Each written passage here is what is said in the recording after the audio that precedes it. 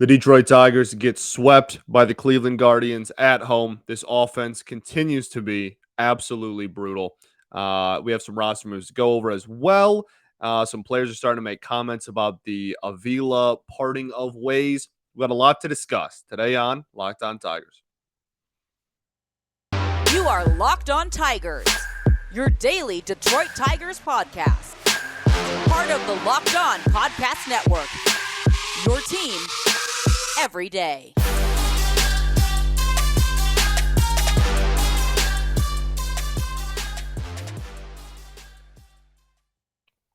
What is up, everybody? Welcome back to another edition of Locked On Tigers. I'm, of course, your host, Scott Bentley. Today is Friday, August 12th, 2022. Happy Friday, everybody. Thanks for making Locked On Tigers your first listen every single day. We are free and available wherever you get your podcasts. Today's episode is brought to you by BetOnline. BetOnline has you covered this season with more props, odds, and lines than ever before. BetOnline, where the game starts. Okay. Detroit Tigers drop a ball game on Thursday night, day game, by a score of 4-3 in extra innings to the Cleveland Guardians. And that would put a nice little bow. I used the expression put a bow on it a lot yesterday. I feel like I don't know why I'm just saying that over and over again, but put a nice little end to a sweep. There you go. Look, this offense is brutal. I don't know how many different ways to word it. I don't know how many different variations, how many different ways I can say it. This offense is absolutely brutal. Since the best, for my money, the best offensive performance of the entire season, which was last Saturday when they beat the Rays 9-1, and Shane McClanahan started that game and only struck out 3, I think. Since that game, their run totals are 0-2-2-3. You have, 7 runs in the last 4 games. That is abysmal. That is horrid. You currently have just barely over 3 runs a game as a team on the whole season. You're just barely over 3 runs a game. And that's the worst in baseball. Over the last 4, it's obviously significantly less than that, as the most runs you've scored in the last 4 games is 3. You are striking out at a ridiculous clip. You're averaging, I believe, 12 Ks a game. When you average it all out, we're just under 50 strikeouts in the last 4 games. And you have a single-digit amount of walks in that stretch as well. And if you take out the 9th inning of Thursday's game and the 9th inning of what was the other crazy one? Was that that was the 5-2 game. Yeah, that was Tuesday's game. So if you take out just the 9th inning of those 2 games, then you're looking at 1 walk in the last 4 games. But Cleveland's bullpen decided they wanted to walk 2-3 batters in the 9th inning over and over again this series. So if you just remove the 9th inning, you're talking about, I think it's 1. I think it's actually, no, it's 2. It's 2 walks in the last 4 games if you remove the 9th inning. It's remarkable. They have no patience. The approach at the plate before the 9th inning, for whatever reason, and then including the 10th, in 9 of the 10 innings played, the approach at the plate on Thursday's game was embarrassing. It was horrific. There's no patience. There's no trying to work counts. It's just everybody's just going up there and, we're going to swing 3 times and we're just going to see how it goes. It is a sight to behold for all the wrong reasons. Scored 3 runs, had 7 hits. 2 of those runs obviously came in the 9th inning, thanks to a walk, an intentional walk, a couple of pieces of clutch hitting. And a couple of seeing eye singles, honestly. That Willie Castro single, if no shift, probably a routine play, whatever. Doesn't matter. We'll gladly take it. But unfortunately, it led to a loss anyway. Riley Green 0 for 5 with 3 Ks. Really brutal. And clearly, he was hot mic'd. Clearly, that was he agrees with this sentiment. That's pretty brutal pitch to strike out on there in the 9th inning. That was pretty rough. You had the winning run at third, bases loaded, tie game. It was really brutal. It was really brutal. Fastball right down the middle. And the crazy thing is, that's obviously not what you want, and Riley needs to improve at that. But the thing is, everybody on this team is horrible at hitting fastballs right down the middle. All of them. It's, again, remarkable. I've never seen anything like it. You just throw fastballs kind of down the middle-ish, and the Tigers aren't doing anything with it. Harold went over, but did have 2 of the walks. Javi Baez homered. He would add to his MLB leading error total in this game as well. It didn't cost him a run or anything, but he did commit another error. And then he would go up with the game on the line in extras and strike out. Just same old stuff. Willie Castro 3 for 4. That was kind of remarkable. It's amazing that nothing can improve over the course of a season. It's incredible to me. I really liked the decision to put Eric Haas in the game and have him play in the outfield. I liked that. Akil Baddoo 0 for 2 with 2 Ks. Looked pretty lost at the plate, honestly. His approach is also brutal. You say that about everybody on this team, really. But, he's just going up there and just taking hacks. It's almost, it's a complete guessing game at this point for him, and he's guessing wrong most of the time. It's been a real struggle for Baddoo this season. Kerry Carpenter 0 for 4 with 3 Ks. What is that? Is that 5 or 6 strikeouts in your first 2 major league games? Clearly not a very good start to the career. Again, the approach was not that great. He looks, I don't want to say in over his head, because I think his poise and everything is fine, but just the pitches that he's deciding to swing at and the pitches that he's taking, again, looks like somewhat of a guessing game. Like, you just have like a fastball over the heart of the plate that we're taking, or a curveball that the pitcher accidentally hangs right down the middle and we're taking it, and then there's fastballs way high, or sliders way high that miss high, or change ups / splitters that are way low and outside and are non-competitive pitches at all. And those are the ones we're swinging at. It feels like he's up there guessing as well. Tucker Barnhart 0 for 3. Tucker Barnhart's season stats is now a sub 200 average, a 255 on base percentage, and a 225 slugging percentage. That's a 480 OPS. Cody Clemens, who appeared in this game, 498 OPS. He was just a runner. He didn't take an at-bat. I'm just highlighting the offensive struggles. Akil Baddoo, 407 OPS. Eric Haas, 695 OPS, and that's with him having like an high 800s OPS in the last month and a half. Kerry Carpenter, obviously, 0. Jonathan Scope, 552 OPS. Willie Castro, after getting 3 hits, 639 OPS. Harold Castro, 723 OPS. Javi Baez, 646. Victor Reyes, 651. Riley Green, 651. That's unbelievable for all the wrong reasons.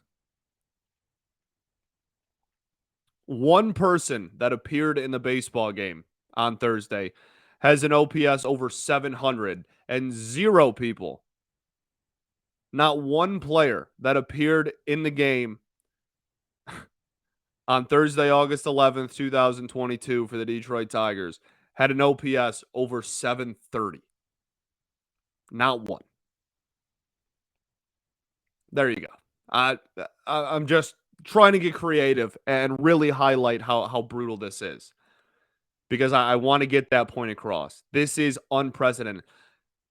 Via Woodward Tigers, Rogelio, Chris Brown, Uper, those guys are great.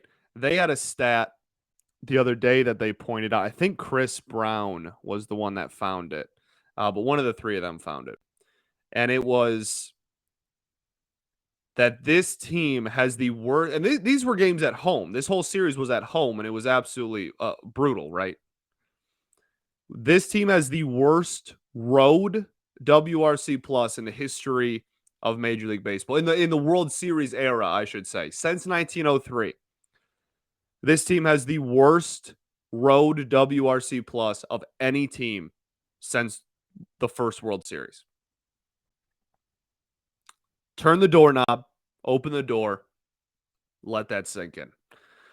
Okay, let's get to the pitching. Then we'll get to some roster moves. But first, I got to tell you all about our friends over at Liver Health Formula. Do you know the key to sustainable weight loss is through your liver? Well, now you do. The liver is the body's metabolic furnace.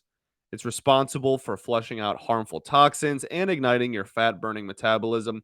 Thanks to modern-day diets, enrich unhealthy processed foods, and constant exposure to thousands of man-made environmental toxins, most of us have overworked livers. But now it's easy to rejuvenate your liver health and reignite your metabolism thanks to Liver Health Formula by Pure Health Research. Liver Health Formula contains 8 liver-boosting super nutrients like turmeric, beet, and artichoke extract, all of which work together to wake up a sluggish liver and turn it into a toxin flushing and fat burning machine. No more bloated belly, no more uncomfortable digestion, no more feeling tired and low energy all the time. And best of all, Liver Health Formula makes it easier to maintain a healthy body weight long term. As a listener of our show, you can try Liver Health Formula risk-free today and get a free bottle of Curb Fit with your order. Curb Fit is a safe and all-natural appetite suppressant, making it easier to say no to naughty foods. This makes it the perfect complement to Liver Health Formula. Go to getliverhelp.com/MLB to learn more. Again, that's getliverhelp.com/MLB to try Liver Health Formula completely risk-free and claim your free bottle of Curb Fit with your order. Go to liverhelp.com/MLB to get started.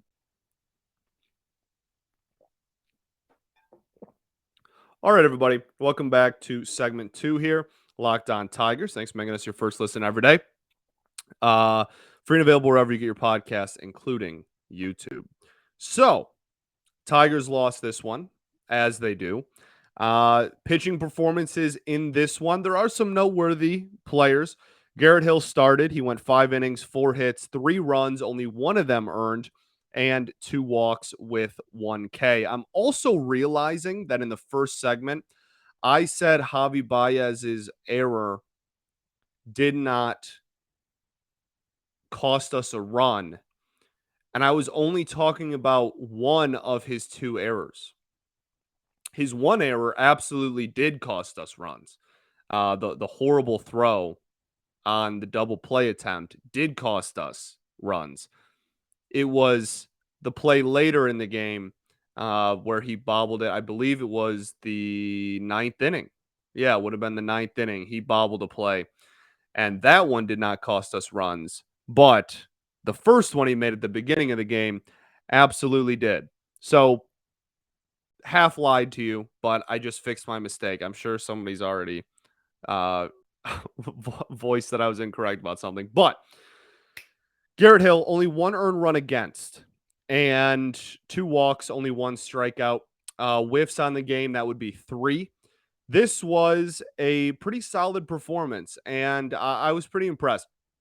He needs to get a swing and miss pitch, which we have said about like 90 different pitchers on the team this year, admittedly. However, that is his next step in development because this outing was actually, it wasn't the most efficient for a pitch to contact game, right? Like if you want a true like work of art pitch to contact game, you want low exit velocity and you want efficiency. You're not going to go deep into counts if you're just pitching for weak contact. And he had 90 pitches almost through 5 innings, but average exit velocity on the game with almost 20 balls put in play was 82 miles an hour. That is very low, like very low. That's really impressive. Um, he got hit hard a couple of times for sure, but I believe only one ball hit over 100 miles an hour. Like it was a really effective barrel missing game. Not a good bat missing game, but a really effective game when it comes to missing barrels. And he certainly did a good job. Was kind of wild at times. The command escaped him for a few at bats. Like I said, 2 walks on the game, and it wasn't the most efficient 5 innings ever. 90 pitches with only 1 strikeout, right? But as a whole, I think this is something you can build upon. I think that this is a start that um, he's going to continue to be in the rotation. Like we have a ton of injuries and we need people, he can, even if he's just going 5 innings, that's at least eating some innings from this very taxed bullpen at this point in the season. So I was pretty impressed. I was pretty impressed with Garrett Hill. And I kind of look forward to him pitching. I'm not saying that he's going to turn into anything, like an ace or anything, but I am fascinated with the steps that he has taken in his development this year, because he's not somebody that in spring training I would have circled as he's going to have a really good year in the minors and going to find his way onto a major league roster. So I am fascinated by him, and I enjoy watching him pitch at a minimum. In this game, he was not helped by the defense at all. 3 total errors, but we'll take what we can get. And besides the home run, it was a pretty effective outing for missing barrels. We look at the bullpen. Jose Cisnero, 1 inning, 1 hit. That's it. It was pretty efficient, pretty effective, really solid. The command took leaps better. What the heck was I trying to say? His command was significantly better in this outing than it has been. We've talked about, his command being kind of shaky since coming back from the injury. And I thought in this outing, it was pretty solid. Jason Foley, man, I do like Jason Foley, and I'm not saying that he's, prime Mariano Rivera, because apparently these days you can't like somebody without thinking that they're like the best player on earth and whatnot. But I think he's a really effective bullpen arm. I think his sinker is a very effective pitch. That is a really good barrel missing pitch that induces ground balls very, very well. He'll leave it up sometimes, and those ones will get deposited into the gap. But when he keeps it down, it's a very effective pitch. 3.24 ERA on the year now. I really have liked what I've seen in Jason Foley since he got recalled back up to the majors. I believe, what was that, early May, mid-May? He's been really, really effective. Will Vest, 1 inning, 2 hits, 1 strikeout. The thing continues and will continue to be. Luis Castillo, 1 inning, clean ball, no Ks, no walks, no hits, no nothing. I really like his stuff. After the game, he was optioned back to AAA. We'll see a lot of moves happening, a lot of those up and down moves happening over the next 2 months. That there will be a lot. There will be a lot. And so honestly, I'm sure he'll be back in the majors at some point. I have no doubt, to be honest with you. But I thought his sinker, I think his sinker is a pretty nice pitch as well. I think it moves pretty nicely. It comes in at a decent enough velocity. I liked what I saw. I'm interested to see how he does in Toledo, and if he comes back to the show, what he will do then. But has not given up an earned run yet in his major league career. So solid by him. And then Gregory Soto, 1 inning, 1 hit, 1 run. It was not earned because it's the Manfred runner. No walks, no Ks. We'll talk about the end of the game there after the break here, because I think, well, we'll talk about it after the break. We'll talk about it. First, though, I got to tell you all about our friends over at Blue Nile. Whether you're ready to pop the question or you're celebrating a milestone moment, find jewelry as unique as her with the modern convenience of online shopping at BlueNile.com. Blue Nile has simple online tools that lets you choose the diamond's shape, size, and clarity, as well as setting style. Blue Nile's bench jewelers will then handcraft her perfect engagement ring. Each ring is truly one of a kind. If you're looking for fine jewelry but having trouble choosing, Blue Nile has jewelry experts on hand 24/7. They are available via phone or chat to help you find a memorable gift at every budget. Make your moment sparkle with the jewelry from BlueNile.com. And going on now is the Blue Nile anniversary sale. You can save up to 40% on classic fine jewelry pieces and 25% on engagement ring settings. Plus, every order is insured, it ships free, and arrives in discreet packaging that won't give away what's inside. You can shop stress-free. Find your forever piece at BlueNile.com. Today, also got to tell you all about our friends over at BetOnline. BetOnline.net is the fastest and easiest way to check on all your betting needs. Find your favorite sports and events at the #1 online source for odds, lines, and games. Find reviews and news of every league, including Major League Baseball, NFL, NBA, NHL, combat sports, esports, even golf. BetOnline continues to be the top online resource for all your sports wagering information. From live in-game betting, scores, and podcasts, they have you covered. Head to BetOnline today or use your mobile device to learn about the trends and the action happening today. BetOnline, where the game starts. All right, everybody, welcome back here to segment 3, Locked On Tigers. Okay, so the 10th inning of this game. A few things. One, I'm not mad at Gregory Soto for this outing. And I don't really understand like being all up in arms. Like this was not a Gregory Soto meltdown. This was not a like honestly, I thought he pitched pretty well. The first 2 pitches of the outing were not good. And then he kind of found his footing and I thought recovered pretty nicely. This is a product of Rob Manfred. And I understand, he's supposed to be the best reliever. You are not you. I don't want to point people out like individually like that. Several, I don't even want to say that. This fan base is so used to horrible offense that I hate to break it to you. If you're watching extra inning games from other teams, the runner on second like is almost a guarantee to score. I I hate to be the one to drop that bomb on you, but it's kind of a foregone conclusion. It's the rule with other teams that don't have a historically terrible offense is, hey, you got to score 2 this inning because 1 isn't going to do it because the Manfred runner is going to score no matter what, like guaranteed almost. But because we are so used to this just embarrassingly, historically terrible offense, when Gregory Soto goes out there and the Manfred runner scores, that everybody has a meltdown. It's like, wow, Gregory Soto, he's the worst ever. This is another meltdown, whatnot. I'm sorry, I don't share that sentiment for this game specifically. I've made my thoughts on Soto on the year very clear. And about his role as closer going forward, very clear. And they are not in the most positive light ever. But I'm also not like this huge Gregory Soto hater. And I certainly don't pinpoint this loss on Gregory Soto. This team had bases loaded in less than 2 outs in the 9th inning. They had runners on second and third less than 2 outs. They had bases loaded, 2 outs. And they couldn't score. This is a putrid offense. He came in a tie game and gave up a run that Major League Baseball automatically places on second to start off an inning. The whole point is that it's supposed to score, and it does a lot. This offense is just terrible, and we've all forgotten that's what happens in extra innings.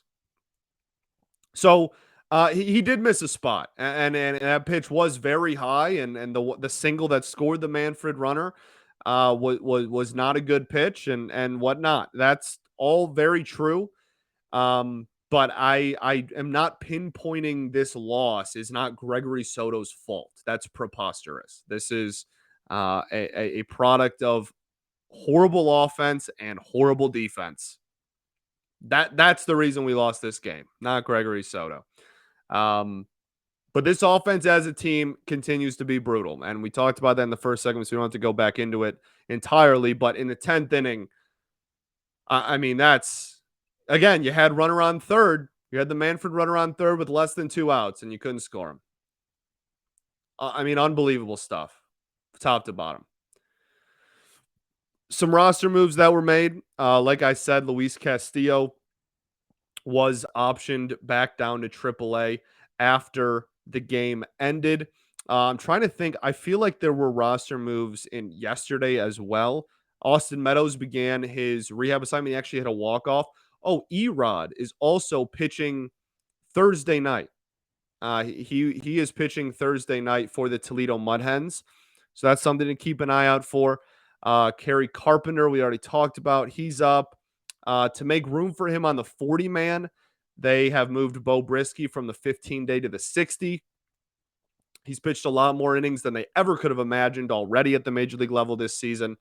They're going to be very precautious with him. And this was kind of always in the back of my mind as a possibility, but didn't want to wish it into the world. I mean, it sucks, but it's a lost season, and you got to protect the arms. And Bo has been pretty effective this season. Daniel Norris. That's the other one. Daniel Norris will start Friday's game. Yes, Van Man. Yes, that Daniel Norris. He signed a minor league deal with the Tigers a few weeks ago. Has been getting stretched out back into a starter role in the minors and will be the Tigers starting pitcher on Friday's game. We're pushing 20 different starting pitchers this year. I believe we're just short of 20 different men on this planet being starting pitchers for the Detroit Tigers in just the year 2022. And that's horrible. And we've gotten a lot of production out of these guys, man. Like we really have. We've gotten a lot of really good production. Feder has done a great job. These players have stepped up and kept us in ball games. Like the pitching is not the problem, which is crazy considering it's almost 20 different people to start a game for the team this year. Like that's your reality where every single starting pitcher is getting hurt, and yet that's not even the problem.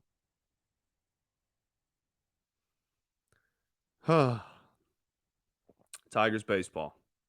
Al Avila is still not the GM. It was not a dream. Javi Baez was asked about it. He said it always sucks to see somebody go, but hopefully we can start winning. Pretty cookie cutter answer. And then the big thing was Miguel Cabrera declined to talk about it. He said he would not talk about Al Avila. He would not answer questions about Al Avila. So I'm sure that he has a little bit different of a relationship with him, as Al Avila found him when he was with the Marlins in the 90s, back when Miguel Cabrera was like 16. Al Avila is the scout that got Miguel Cabrera signed, like the guy that quote unquote found. I mean, he was highly regarded. So like, I don't like using the word found because I think that's a little blown out of proportion, but that is the scout that was the front runner and the forefront of finding, I guess we'll just say it, Miguel Cabrera, out of Venezuela. And then came over with the Tigers, obviously, and then got Miguel to come over to the Tigers, obviously. So they have, I would imagine, a much different relationship than a lot of the players on the team. So yeah, it kind of makes sense to me. That's not like a huge shock that Miggy didn't want to talk about it. So there you go. Thanks for making Locked On Tigers your first listen every day. Now make your second listen to Locked On MLB podcast. MLB expert Paul Francis Sullivan brings humor, passion, and his unique perspective on every team and the biggest stories from around the league. Follow the #1 daily league-wide podcast, Locked On MLB, on the Odyssey app, YouTube, or wherever you get your podcast. That's all I got. Let's go into the weekend. Let's win some ball games. Hopefully Daniel Norris does well. It sounds ridiculous to say in 2022, but here we are. And yeah, it's the dog days. It's officially the dog days, especially when your offense is like historically one of the worst we've ever seen.